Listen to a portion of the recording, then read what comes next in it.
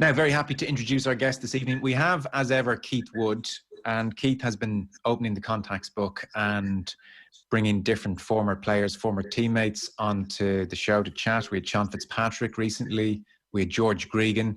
I must confess, when he told me our next guest was a former teammate of his, I thought, really, I'm not too sure. Over 200 appearances for Harlequins, English international, British and Irish line, the South African tour of 2009. We are, of course, talking about Ugo Monye. Now, I'm not sure what the age difference is, Ugo. I am surprised to hear that you were ever in the same room. Hello. Oh, yeah, thanks for having me on. I'm just slightly concerned to all your listeners and viewers that you've gone from Sean Fitzpatrick to George Gregan to me. So Keith definitely is going through his phone book in alphabetical order, and he's finally reached the bottom of the barrel. He's reached you. And, but no, thanks for having me on. Keith, teammates, you too? We were teammates. It is a long time ago. When you were starting your little intro there, I thought you were going to say 200 years ago. But it was, I was at the end of my career. I had a couple of really bad injuries at the very end. I hurt my neck. And then in trying to come back from the neck injury, my shoulder went again. And then all the old scar tissue from the different operations happened. So I was broken. I was a broken man at the end of 2002, start of 2003. And I went training with Paul Pook, who I think some of the rugby nerds out there will know was the fitness coach for Ireland when they won the Grand Slam in 2009. Cracking guy, great Welsh guy, really good guy, put a huge amount of time and effort into me. And Ugo arrived, I think he arrived at the summer 2002.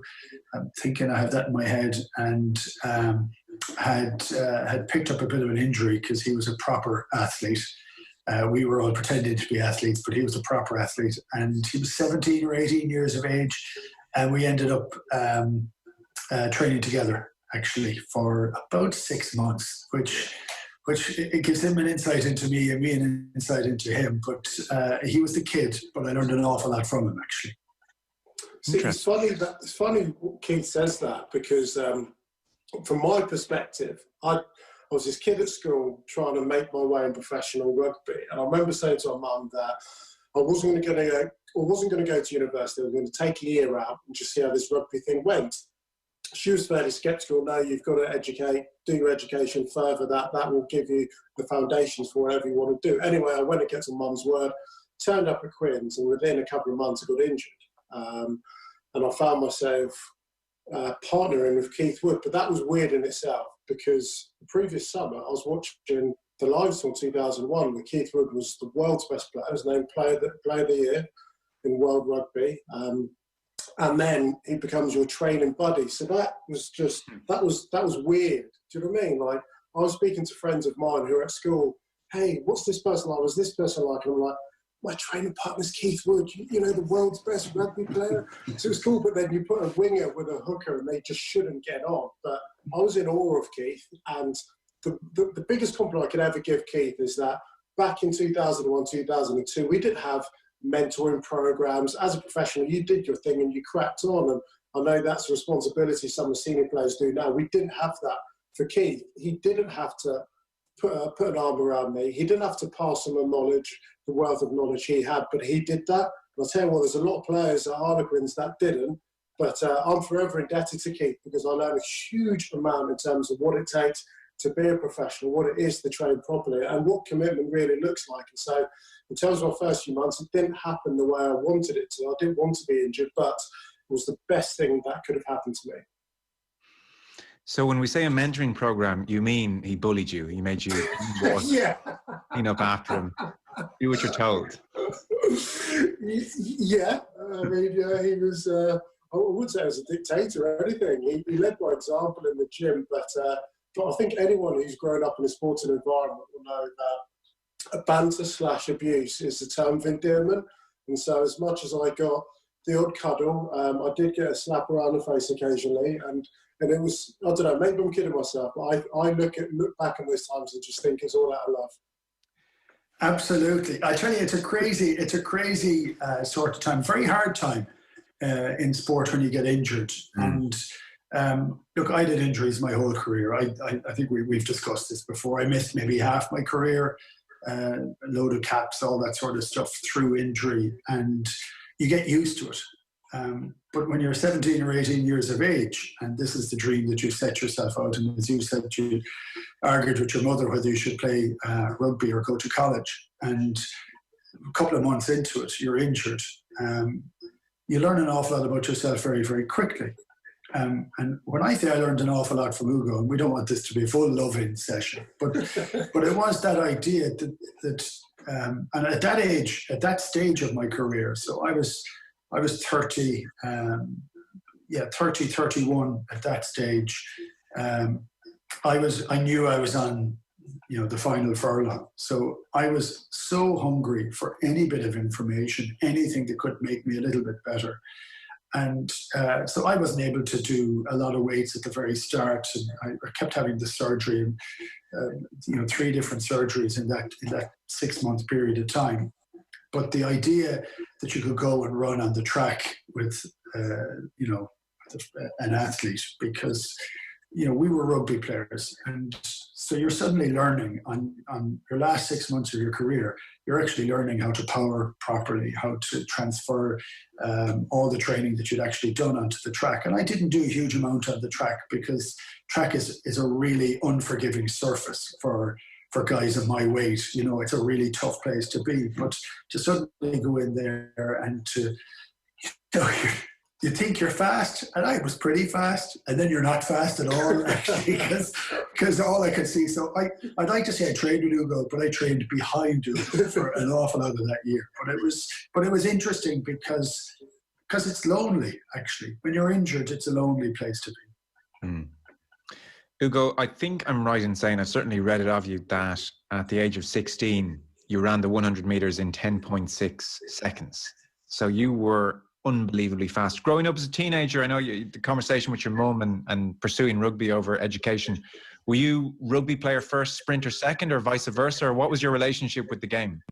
It was tough. I was actually a footballer first. I was born in North London, so all I wanted to do was play for Arsenal. Then I went to a posh school, and they told me they didn't play chaff ball.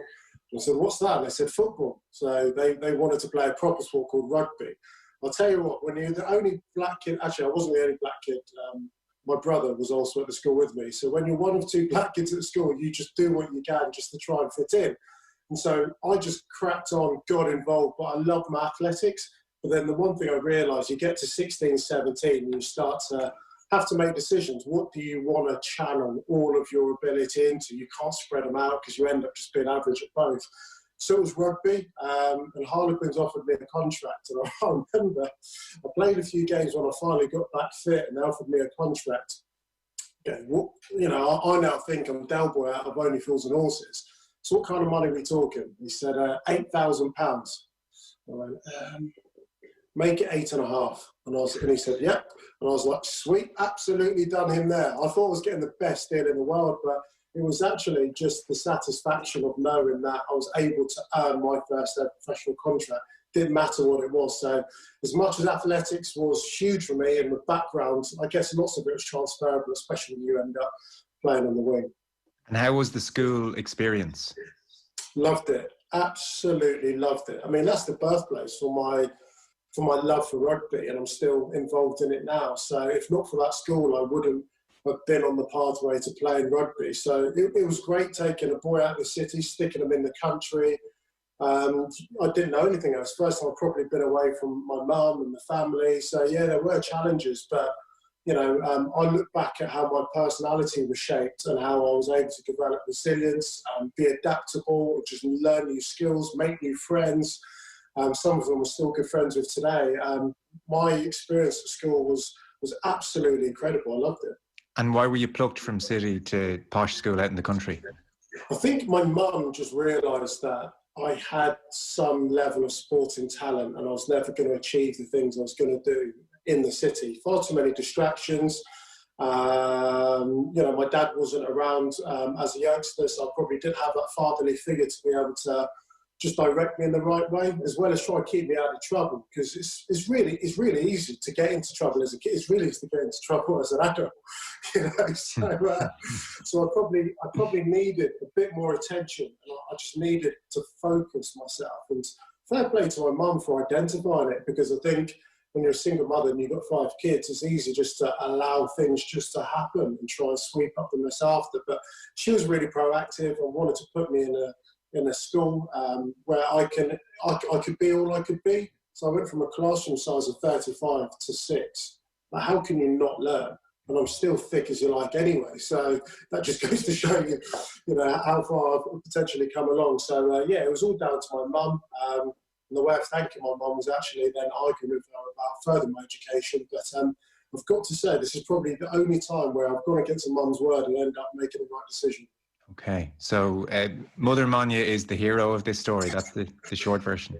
Yeah, that's the short version, absolutely.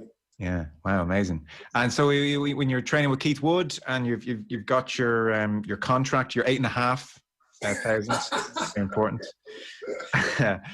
How quickly do you establish yourself in the team then when you get back from injury? And is it all smooth sailing? It rarely is.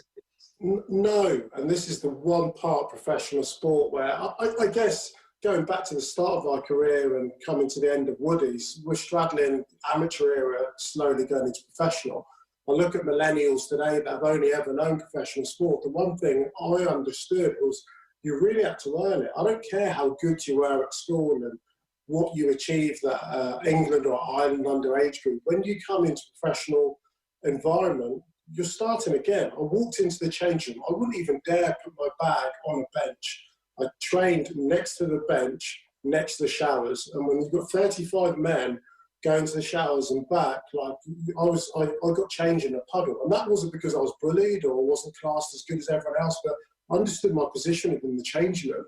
I wish we had a bit of that back. So I didn't take anything for granted. I mean, you got Keith Wood, Jason Leonard, Will Greenwood, Dan Luger, Tony Diprose, just to mention a few of the stars that we had in our changing room. And there's me, who played for Hampshire under-17s. Get a grip of yourself. Understand what it is. And my first training sessions, I just wasn't built. I just was not built physically robust enough to play professional rugby. So I think the one bit of advice I would do is just keep your mouth shut and just open your ears, because there's loads of guys in the change room that you can learn a lot from, who actually want to help you and make sure they hand over the baton and you can be everything that you can be. Do you have any strong memories of Ugo sitting politely in the corner, Keith, and knowing his place, or did he make a bit of an impact? Well, no, he was very quiet, actually, and he was very quiet in the change room and in the team, because we weren't in too many change rooms together, actually, but we were in some of the team rooms together. Yeah. And because you're training, so we used to train early in the morning, and then the other guys would come in and train, and then you'd have a team meeting afterwards, and you're talking about the game. I knew I wasn't going to be playing for 5 or 6 months. Ugo would go in, and he was very shy at the start. Then he became really vocal and very comfortable with me, which was great. And then he'd go back quiet again once you're in the team meeting, because he didn't know the guys. He hadn't spent a huge amount of time with them. So he got to know the younger guys. He'd be comfortable with those. But, these are intimidating rooms, So, but I knew I wasn't going to be playing. The chances of me playing again for the club were slow. So I would have still been fighting my corner. So he'd have been quiet in the room. I wouldn't have been quiet in the room. And because I always thought that was something that was important. And it was, for me, at the end of my career, knowing I wouldn't play, I was very happy to argue all the time, because you're not arguing for yourself, because you're arguing for the betterment of the team. And that's something that becomes very important. And it's funny, you mentioned that's what you'd recommend. That's what I would recommend for certain kids that are coming through. And I would recommend different things for others. There was a brilliant young guy who died when we were in the club, called Nick Duncan, played a few times for England, and picked up an infection when he was on holidays and died very quickly. An awful tragedy. And Nick had broken his neck when he was 17 or 18, had come back, had played again. Was a really small guy, really tiny scrum half, fit as you like, and had come back from a broken neck to go and play for England in 2021. But he terrorised me in the training sessions. It was unbelievable. Every time there was a ruck on, he'd try and lean in over the other way to slap my bald head. So he was smacking me all the time. And he would terrorise me for the whole thing. And I just do you know what? You kind of want to throttle him half the time. But I love the fact that he had that sense of confidence that he would understand that you could have fun, that you should have fun. And anyway, huge loss for us when he died. But there are different ways for kids to react to sport. I think you want kids to be themselves. Yeah. So if they are very shy, they're going to be shy. If they're outward, they want to be outward. They just need to know when you can flick that switch properly for them to get the most out of themselves. Mm. Ugo, I listen to you now on the BBC Rugby podcast, and we see you on BT Sport, and you're very much a natural broadcaster. But also, I would say that you have a really strong philosophy on the game. So you will watch Six Nations games, and you will come on the Monday or Tuesday and say, well, I thought this, and I spotted that, and I didn't like this, and I did like that, and go through all the games and have a really strong opinion on how both teams went about their business. At what age as a player did you develop that kind of confidence in your own opinion and feel, I really understand this game? And back in the day, Keith Wood used to be arguing in the team room. Now I'm the guy who's going to take charge. When did you become that type of player? Because I'm assuming based on your broadcasting, you must have. Yeah, I loved analysis. I always wanted to know as to why things would work, how to break down defences, and how we can use or utilise the players that we have to be able to generate the most impact out of the team collectively. That was something which probably came just slightly later in my career, I'd say like mid-20s, because I think just as important it is to be a good athlete, to be a good rugby player, to be physically fit and all those things, you've got to be a student of the game. For me, when I look at rugby now and I look at the longevity of the very best players, they get the game, they understand it, they're able to pass knowledge, and it's not just them looking after what's happening in their lane, but being able to filter it out to the rest of the team, to upskill and get everyone better, because there's nothing better when you're on the pitch and everyone knows their jobs. And even better than that is before you get on the pitch, you trust everyone has done the work, and therefore you can just go on and just crack on. So, yeah, that probably came in my early 20s. I used to badger attack defensive coaches. What about this move? What about that? I've seen they do this sort of restarts, but just like Keith was saying, I was able to build my way into the team, be part of the first team, and be able to meaningfully contribute. I think once you become relatively established, then you can perhaps start to put your hand up in, that's how I feel anyway, put your hand up in the team room and start questioning why we start to do certain things. So analysis has always been a big part of what I do and something I really enjoy. I'm just really lucky to be able to do it in a slightly different guise. And actually broadcasting now has given me such a broader perspective on the game, because for 14 years, I looked at things through a Harlequin's lens. This is how we do it, and that was the only way. Now I'm able to look at Leinster and see the way they attack through their type 5, or watch the way they counter-attack through certain individuals, or see Saracens, how they suffocate people through defences, or look at Claremont and their power game, and actually have a broader understanding and almost have this melting pot of what rugby looks like based on different clubs, messages from coaches and different environments, and how that all comes together. So yeah, I might have this slight utopian view. And the one thing I forever feel as a pundit is a total hypocrite, because we become glory supporters and we comment on the perfect game. Oh, it was a 3-on-2. Why didn't he do this? I've butchered that a million times. But I guess it's our job to point it out. How's he missed that tackle? Why did he miss that clear out of the ruck? Do you know what I mean? All those different things. I don't become this pundit saying things because I was brilliant at all of them. It's just, I guess at home, people want to understand as to why things work and why things don't. Something I think you were brilliant at was being a good teammate. So Keith mentioned this as well. He just said you were a great fella. And here's an interview from Paul Ackford in 2012 in The Telegraph. And he opens by saying, I sometimes make a couple of provisional calls before I interview someone, this someone being you, to get the lowdown, get a bit of background. Now, not to mates of the interviewee, but to people who work at the club or on the admin side or in the kit room, a considerable distance down the food chain from the star man. I did this with Ugo Monye, and boy, is he loved. Great guy, said one, always hanging around the offices, always asking how you are, genuinely interested. Not the type to come in, train, and then disappear off home, which some players do. He's a top bloke. So that's quite nice. Sounds like you made an effort to conduct yourself in the right way.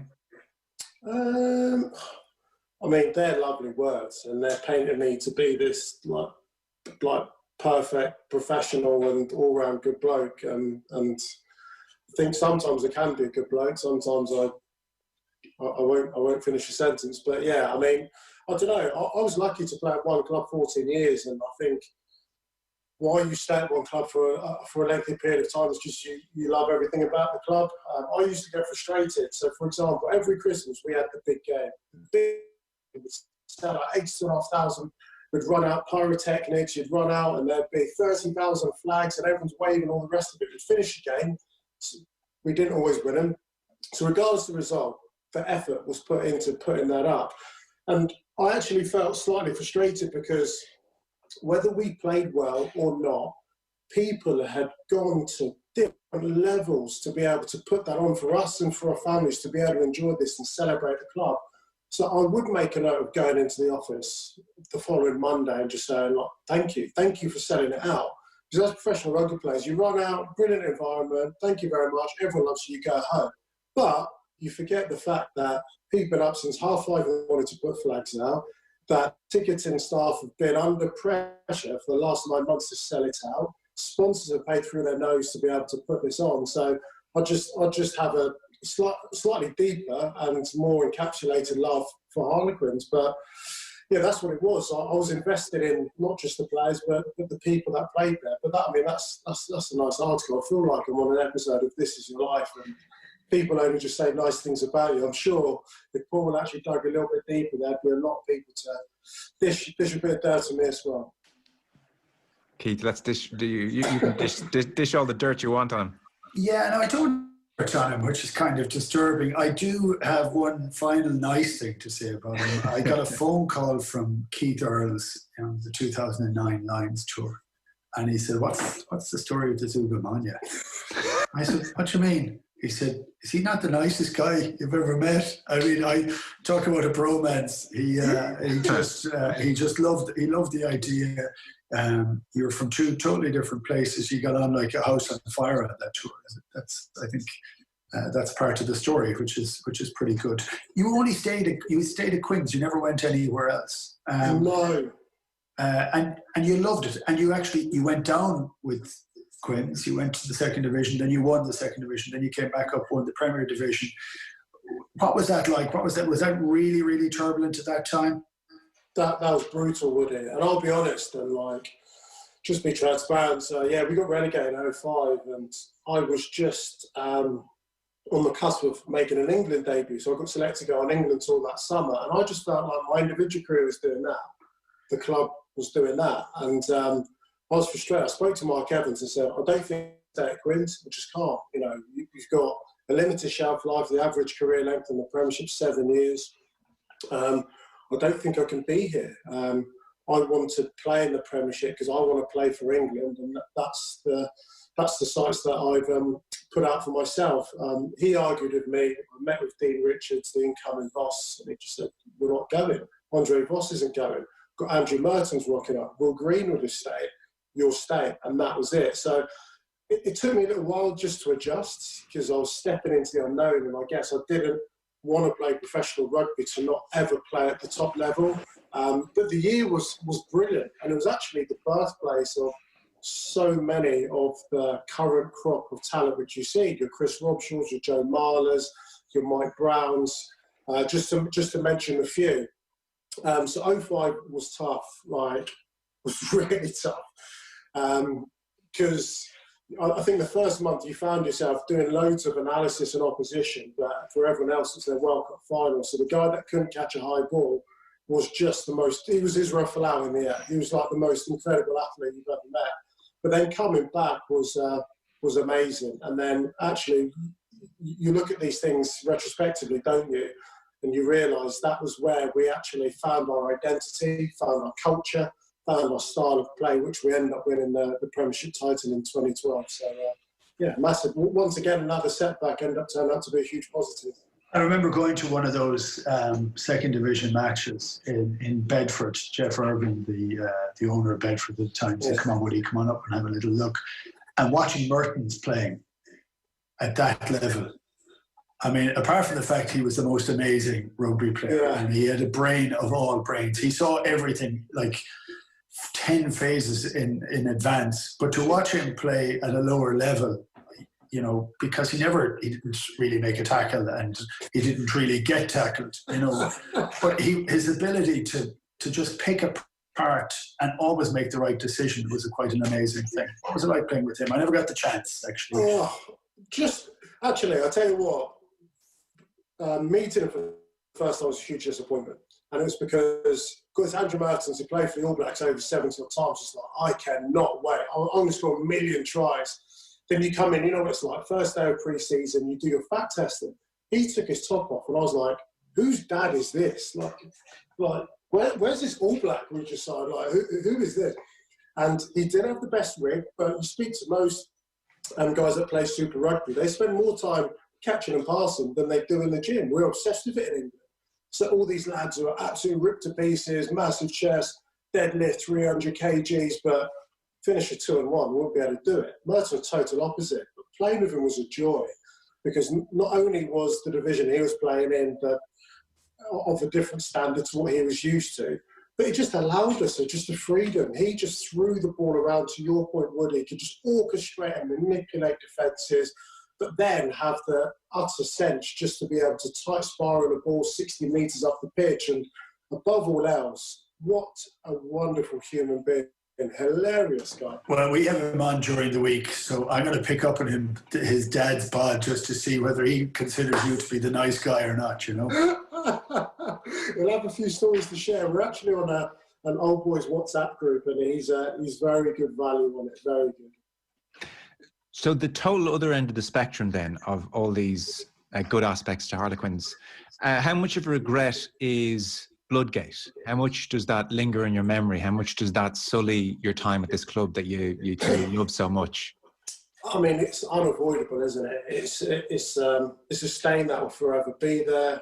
It's a really frustrating time as well, because things at the club are going really well. We're in a European Cup quarter-final against Leinster.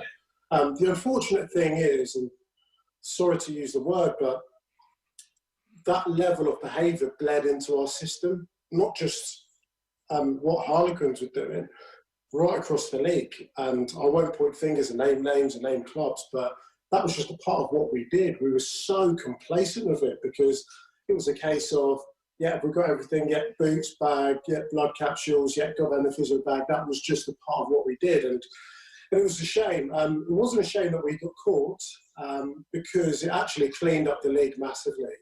There was one other case which totally went under the radar in a European semi-final later on that year, where the same thing happened.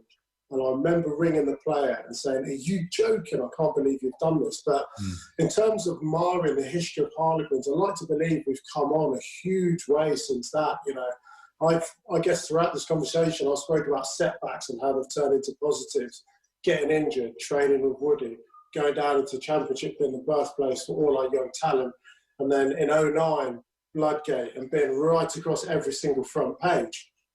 And then 3 years later, winning the Premiership. So it was a devastating time. And I actually didn't realise the impact that it had on the squad to probably the next year, and some individuals, Tom Williams namely.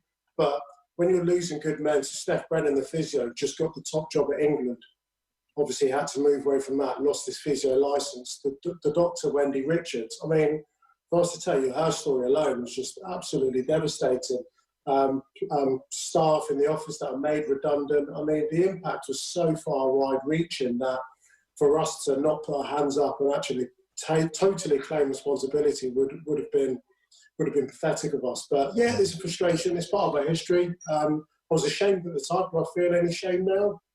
No, I think you've got to move on, and those wounds have got to heal, which is out there in the public domain. And I guess in 10 years' time, you might ask some of the Saracens guys, how do they feel about what's happened in the last year? It's one of those things which everyone will forever associate with your club, but you just have to move on and evolve.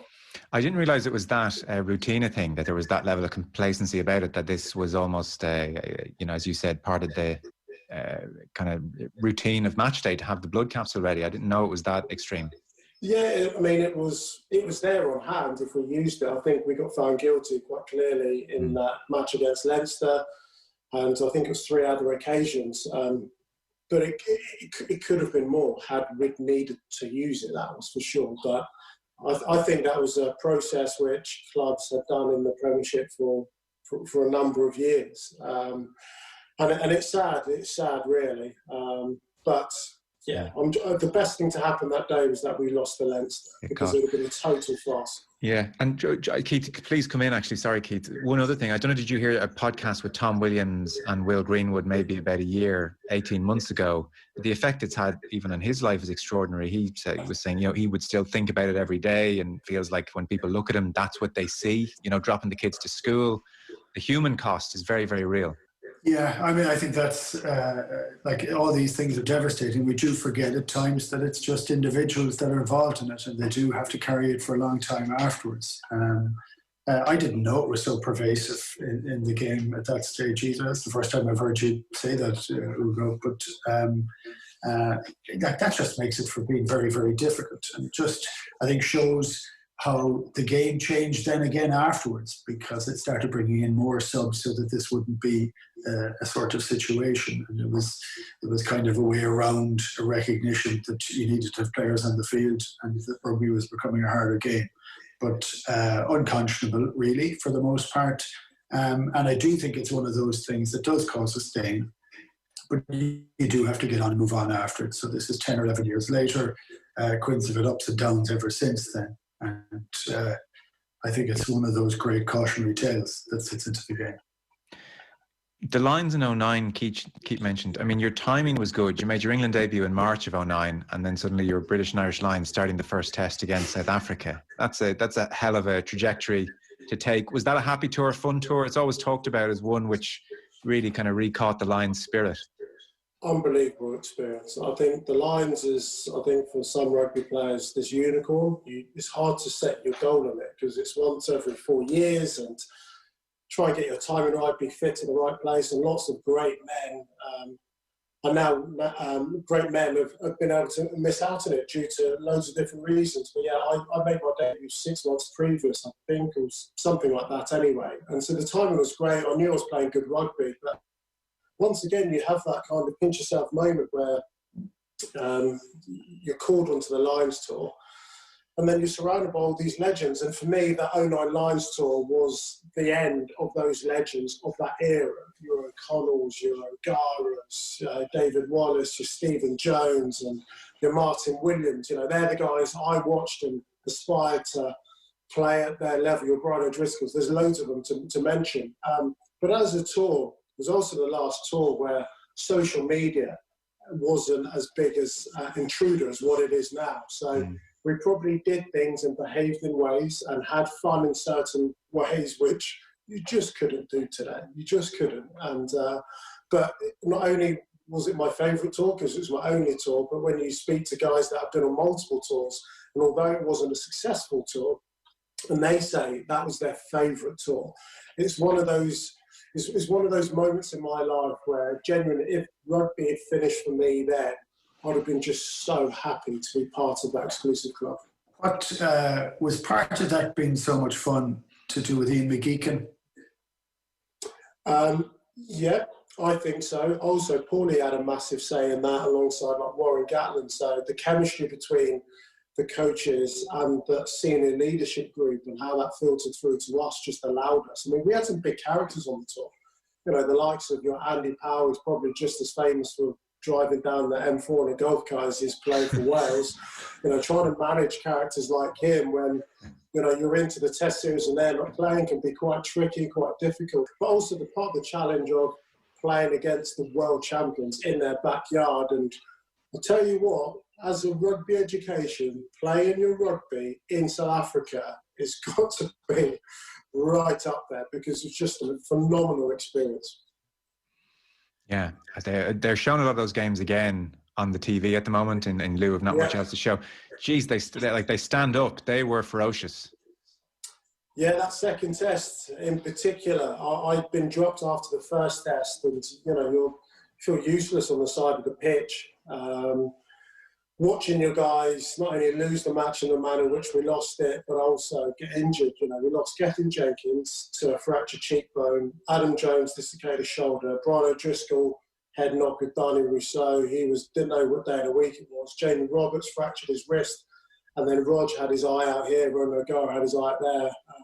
Walking into the changing room, I've never been in a changing quite as desperate, as devastating as that. You got Ian McGeechan, like everyone's grandfather, trying to address the team but not being able to hold it together and just cry his eyes out. You've got Simon Shaw's man of the match, third Lions tour, first game, first test for the Lions, just got man of the match. He was in pieces, and yeah, it's so raw. What do you say? What can you do? How do you pick yourself up? Yeah, that was probably one of the most ferocious. And everyone says things like this when you look back at historical games and then you think, oh, the game's moved on, but good Lord, I know we're 11 years on, but that was pretty tough even for now. It must be interesting for you to get a glimpse at how the other countries do it. That was an Irish heavy tour. Irish rugby was in a great place then, and you had an Irish captain. What struck you about his captaincy, or how the other Irish players maybe went about their business? Was there any great difference with an English dressing room? I think the Irish on tour very tight. That's not to say they didn't mix and mingle with everyone else, but one of my favourite rugby players of all time is Ron O'Gara, and I always liked him. I just thought he was just a wonderful competitor. I actually loved him just as much for what he did on the pitch as the things he said to the camera. If for Munster they underperformed and he wouldn't go so well, he'd get asked a simple question, where was the game won and lost? He said, well, if the front five turned up, we may have had a platform. And he was just desperately honest. And if he played badly, he would say it as well. And to then train with that kind of person and understand he has that level of accountability was just phenomenal. Dricko was just this magician who, although we had set piece plays and patterns, it was a case of just give him the ball and just let him do something. And it's quite rare to be in a team, especially at that level, where people just have carte blanche to do whatever they want. Paul O'Connell as a captain was just the perfect and archetypal type of character you need to go to South Africa. A warrior of a man, just unbelievable skill set right across the board, and a great motivator of men. So I really got on with those senior players, and then you've got John Hayes, and then some of the younger ones, so like Rob Carney and Tommy Bowe and Keith Earls, Rob and Tommy, and Jamie Heasley, they're good lads. They like to have fun, and when the tour is over, we certainly enjoyed ourselves, that's for sure. I was reading your faith is very important to you. You would pray before matches, talk to your mum before matches. That strikes me as, good to have faith, I suppose, but also a nice thing to cloak yourself in playing high-level sport, a comfort blanket on top of things. Yeah, well, I think faith can be exactly that. You know, I think I've been asked the question, if I had to do a week's worth of training or just say the one prayer before a match with my mum, what would I choose? I think I'd have far greater confidence by just speaking to my mum, saying a prayer on the phone before a match than training for the week. It was really important to me. If anything, you can almost relinquish a little bit of the anxiety, because I always just felt like if God's got my back, like, what could go wrong? That wasn't to suggest that I would win every game or play well, because I'd have a few more caps than what I end up retiring on. But it was nice. There were certain occasions where it was slightly more difficult. I remember playing at the Stade de France, and what the change rooms like? They're underneath the stadium. So trying to get signal there was quite tough. So I remember having to run out onto the pitch and hiding behind one of the post protectors to get my mum on the phone. But it wasn't a case of this was, I don't know, because I think some people can get absolutely fixated on doing certain things, and the moment it can get removed from you, you can actually fall apart and you become quite fragile. For me, it's something that, is it something I felt I deeply needed?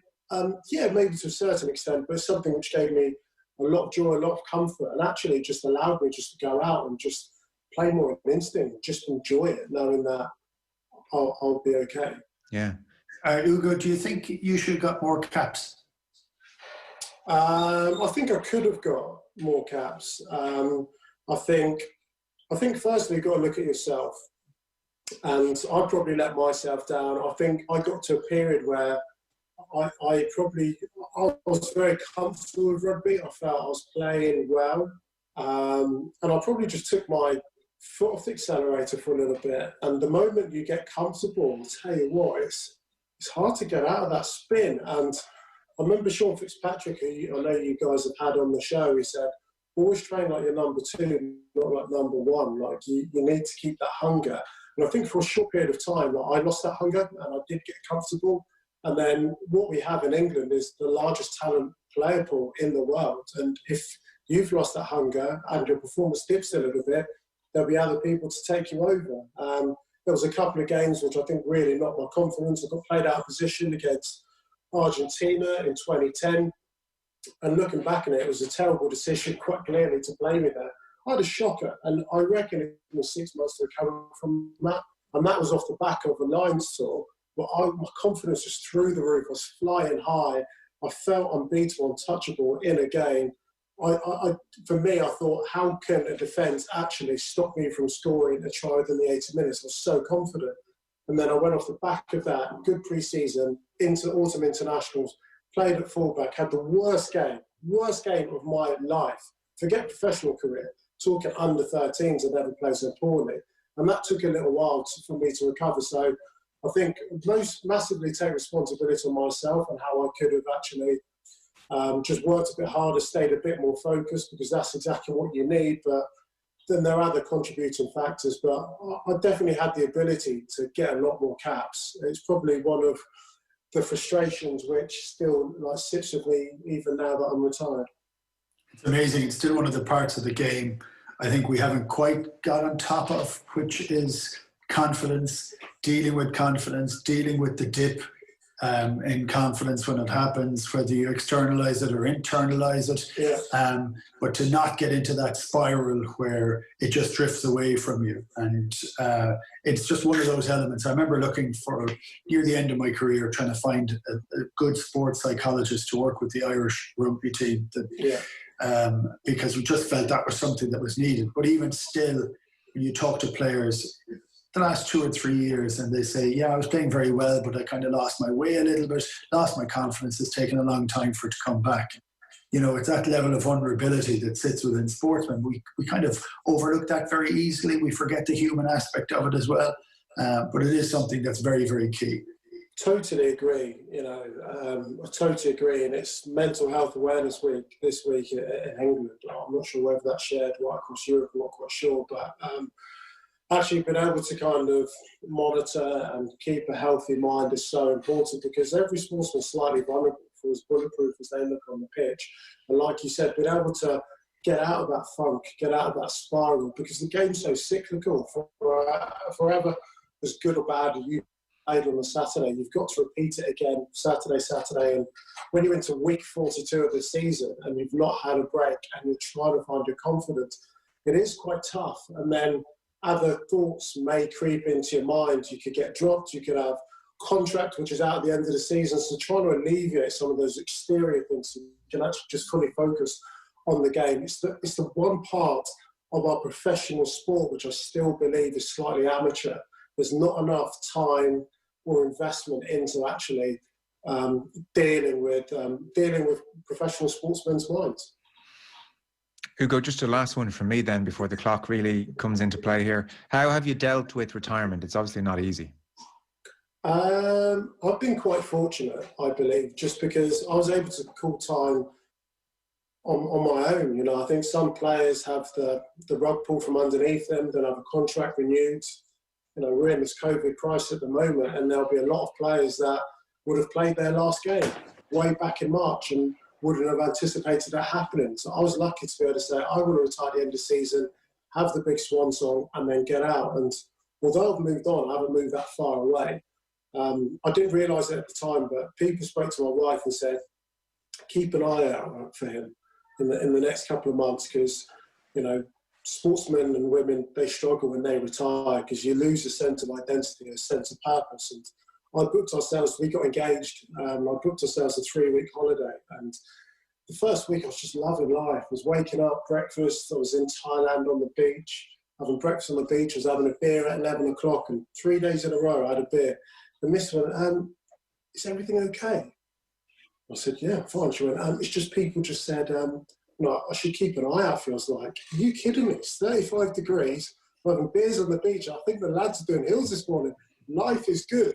But so I'm one of the lucky ones. I moved on, but not that far away. Still being a part of rugby has been a massive tonic and has really actually helped me in terms of, I don't know, a sense of identity and a purpose and all those kind of things. But I do firmly believe that at some stage in your life, every sportsman and woman that exits whatever game it is will suffer mentally, physically or financially. I've had lots of friends of mine that have suffered all three.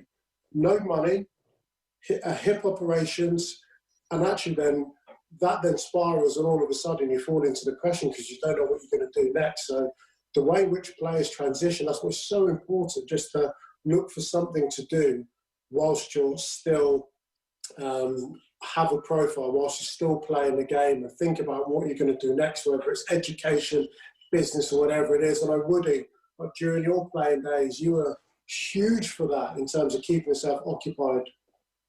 Yeah, I loved it. I started in the amateur time, so I worked, and then the game went professional, but I worked all the way through because I liked it.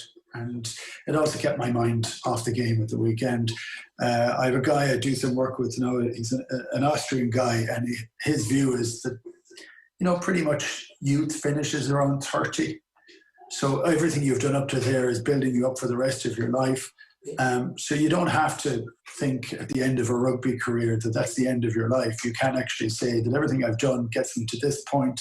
I have a couple of years that I can, sort out my stuff, get it together, and then see how we plan going forward. And it can be difficult because you've thrown all your eggs in that basket. So I would advise, as you have there, internships, college, extra education, getting a master's if you've already got a primary degree, seeing what it's like to work in a solicitor's office, an accountant's office, an agency, whatever it is.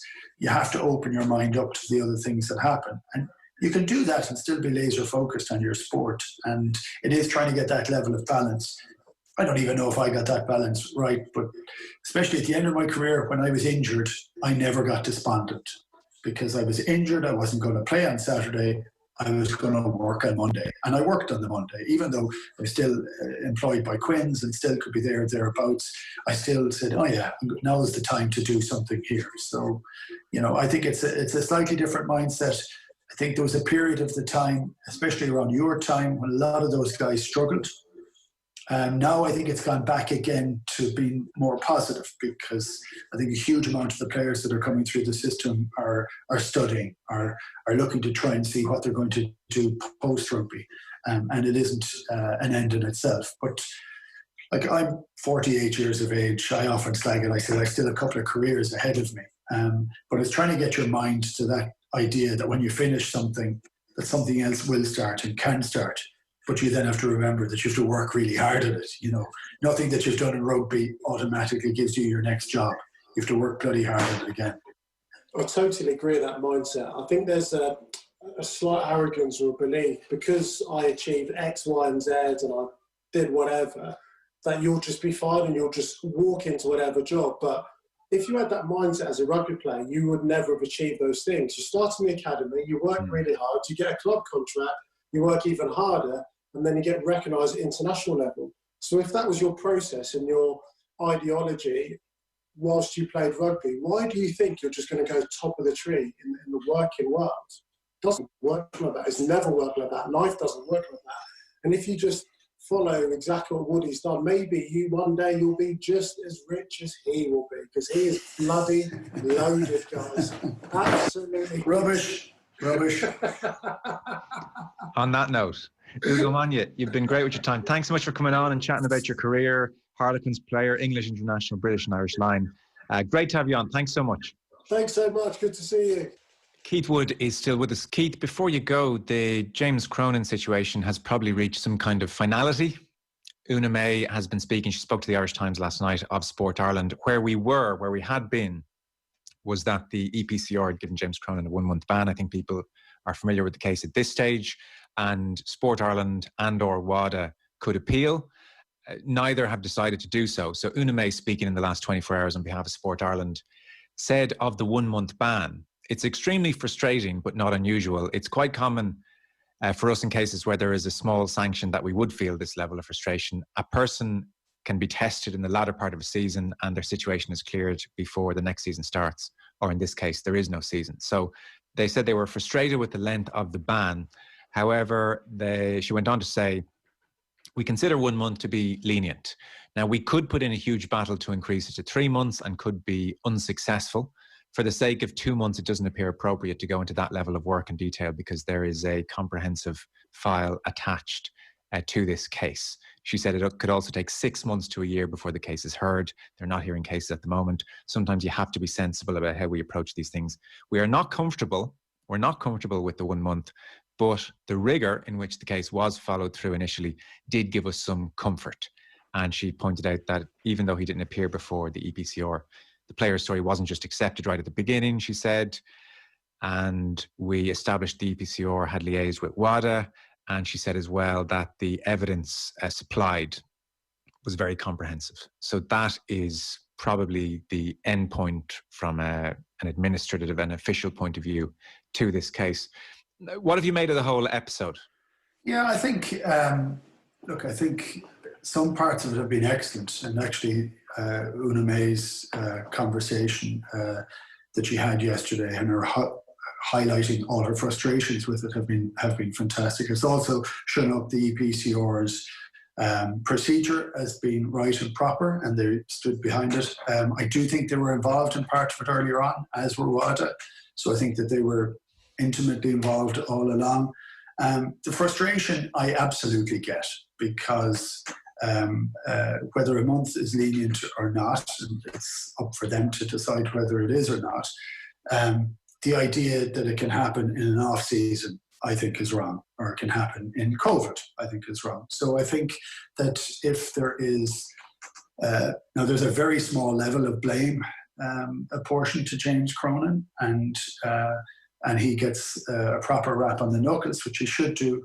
But I think everybody would be a little bit more comfortable if that was a 4-week suspension, and there were 4 matches that he was going to miss. And so maybe that's something that would be looked at in the future. But yeah, I can understand those frustrations for us, because I do think we need to make certain that there is a deterrent, even from just a lack of attention to detail or whatever this would be described as. Yeah.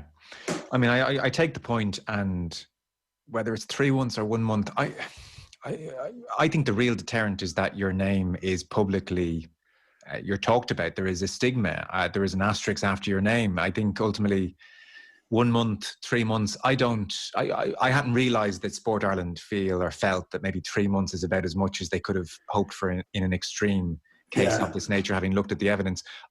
Personally, I don't think in it, separate to the specifics of James Cronin, I don't think a player in a similar position would look at 1 month or 3 months and that would come into their minds. I think the real deterrent is publicly what happens to your name. So in some respects, in some respects maybe. In some respects maybe not. And also we talked about this in some of the previous conversation that we had with Ugo, was that you do have to think about the human element with this, and this is a mistake, and it's a mistake he has to deal with, and so that's very tough. So I kind of agree and disagree. I just think when you have a ban, even if it's a small ban, I think it should have some impact on you playing or not playing. And so I think that's where the frustration comes in. And actually, Una May did say that she sees people that get small bans at the end of the season and then they're ready for the start of the following season. That isn't much of a deterrent. It is a deterrent in the world of public opinion, of course it is, and in your own personal views and how you're dealing with it. But even if you look at someone like Joe Marler at the present moment in time, who gets a ban for dirty play and for what exactly? Yeah, I'm trying to remember what it was for actually. A lack of sportsmanship / dirty play / Oh, sorry, I do. I remember that. I mean, I don't know how you term it, but yes, anyway. Yeah, and but he is not going to miss any rugby from it, and that's just because of this particular situation. But whether they then become the changes to how the laws are used to govern the sport. Yeah. Last point on it. She did say, and this was a question, and we've had Anthony Davies on the show. Anthony Davies was presented with an agreed set of facts agreed between Munster lawyers and the law firm representing the EPCR. They're a London-based firm. And Davies made his 1 month decision based on those agreed set of facts. Now, it is notable that Una May said to the Irish Times that we are not comfortable with the 1 month, but she is happy with the rigour in which the case was followed through initially. She said that did give us some comfort. So they've looked at all the documentation and she says they're happy with the rigour with which the investigation happened. So that is a point worth making. The last point I wanted to put to you was Munster's handling of this situation. So there was the press release, whenever this news all broke, press releases from the EPCR, from Munster, from the RFU on the Monday. I would put it to you. Now, I don't know how the general public feel about this, so maybe this is a media perspective, and if it is, I make no apologies. But something like this is so serious. Rugby is the second most tested sport in this country. Sport Ireland have said there is a reason for that. There is a PR issue for the sport, and on top of the nuts and bolts of making sure things are kosher across the sport, there is also a perception issue. It strikes me as wrong, for want of a more specific word, that the likes of James Cronin hasn't spoken, that somebody from Munster hasn't spoken, that the doctor Jamie Kearns hasn't spoken. All of the above, or one of the above, to come out and acknowledge this is a big deal. We get this is a big deal. Here is our version of events. Everybody in this press conference via Zoom, ask us questions. We are transparent here to the end. I don't expect them to draft in the redacted name person, and the pharmacy mightn't want to be along for the ride. But I think to just release the press releases and almost in effect say, right, bunker down and we'll see where things go. That isn't the best approach, I would put it to you. Yeah, well, in terms of perception, I think that is fair. In terms of the reality, I think it's far more complicated than that, because you don't know whether there's any legal information that's been held back, if there's any cases happening, if they're not allowed to talk for a whole variety of different reasons. And then you're just going to have to deal with that perception and lack of information. Yeah. What you do actually hope is that whenever that all gets done and resolved, if there are legal views that are being taken with it. Well, sorry to interrupt. It was reported, and I have a second source in this, that Cronin is certainly thinking of suing the pharmacy for legal costs. So things like that you're talking about. Well, then I would expect that he wouldn't be talking until after that fact. Yeah. And I think, unfortunately, we end up having that grey area that's uncomfortable for everybody to look at. Okay. Well, we'll most certainly welcome them on down the line when they're ready and open to talk. IRFU as well. Thanks so much for getting Ugo Monye. Much appreciated, and we'll talk to you again. Brilliant. Cheers, Joe.